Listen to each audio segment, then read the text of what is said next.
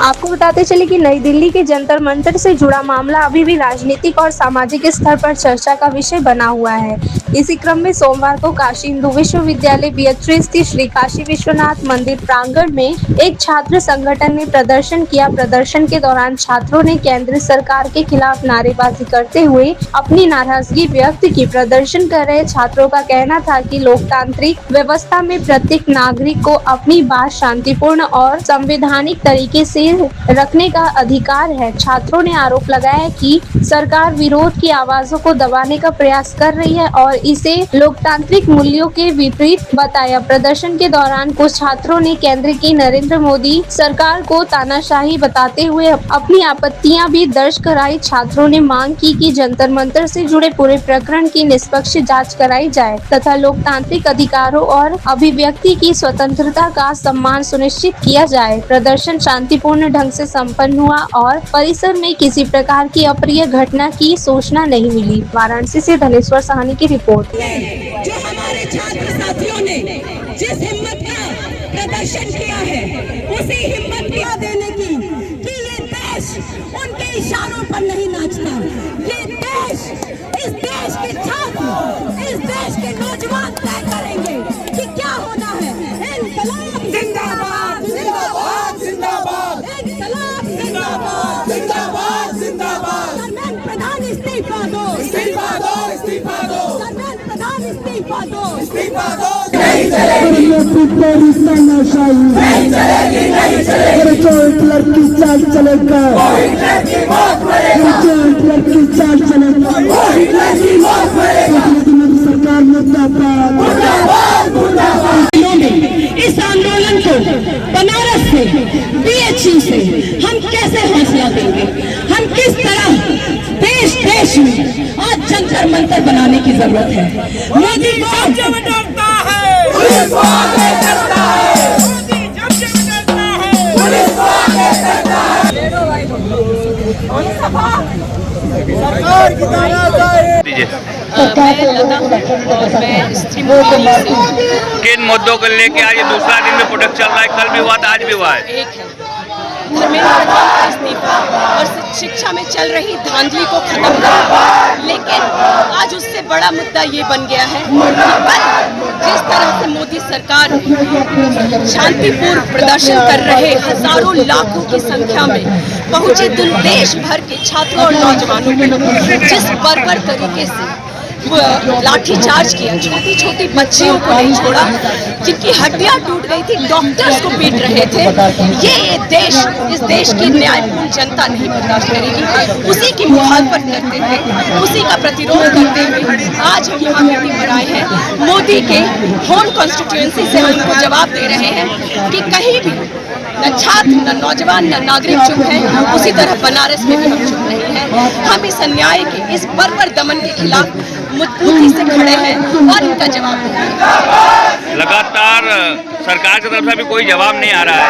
आप लोग लगातार प्रोटेस्ट जारी है कि आप लोग का कब तक ही चलता रहेगा? हर घूर में चूर तानाशाह ऐसे ही सोचता है।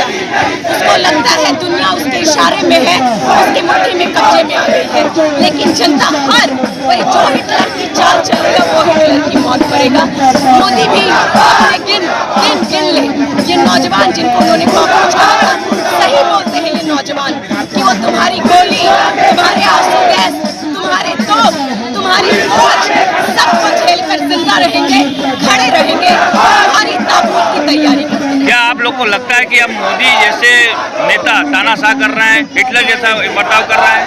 आप तानाशाही फिर किसको कहेंगे जब इस देश के छात्रों नौजवानों से बात तक करने को तैयार नहीं है? बेशर्मी से आप पार्लियामेंट सेशन शुरू होने के पहले बोल रहे हैं कि दिव्यपूर्ण कुछ नौजवान और देश का युवा जाग रहा है और उसी समय आपने उस युवा को लाठीचार्ज करवाया आपसे 500 मीटर की दूरी पर। इससे ज्यादा तानाशाही आपको कहाँ मिलेगी और इससे ज्यादा बेशर्मी आपको कहीं नहीं। क्या मांग है आप लोग की?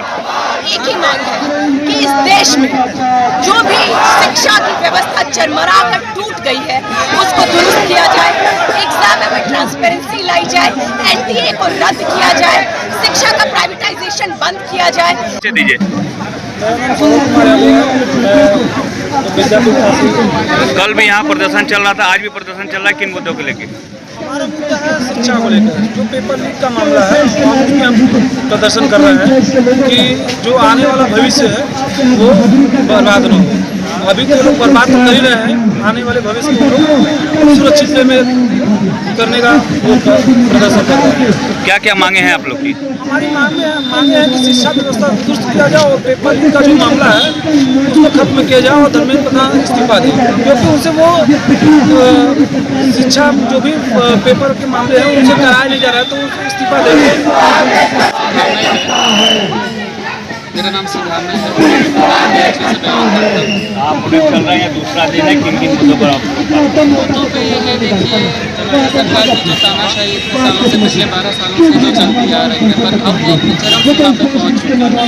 और आज वर्तमान में आज छात्र शक्ति है, छात्र संघ है, छात्र युवा नेतृत्व जितना भी है, सिर्फ और सिर्फ एक मांग रख रहे हैं कि प्रधानमंत्री के साथ साथ शिक्षा मंत्री का इस्तीफा, धर्मेंद्र प्रधान जी अपना इस्तीफा दें, और अगर वो सरकार उनके प्रति जवाबदेही तय नहीं कर पा रही है तो इस बात का जवाब पूरे देश को, पूरी युवा शक्ति को खुद सामने प्रधानमंत्री जी मौजूद होकर खड़े रहकर युवा शक्ति को, युवा छात्र नेतृत्व इस पूरे भारत देश के जितने भी युवा हैं उनके प्रति अपनी जवाबदेही तय करते हुए भारत के जो आने वाला भविष्य है ये युवा, उनको प्रधानमंत्री नरेंद्र मोदी जी खुद आके जवाब दें, खुद आके उनको संबोधित करें कि आखिर कब तक इस तरह से युवाओं का भविष्य बलि की भेंट चढ़ता चलता है।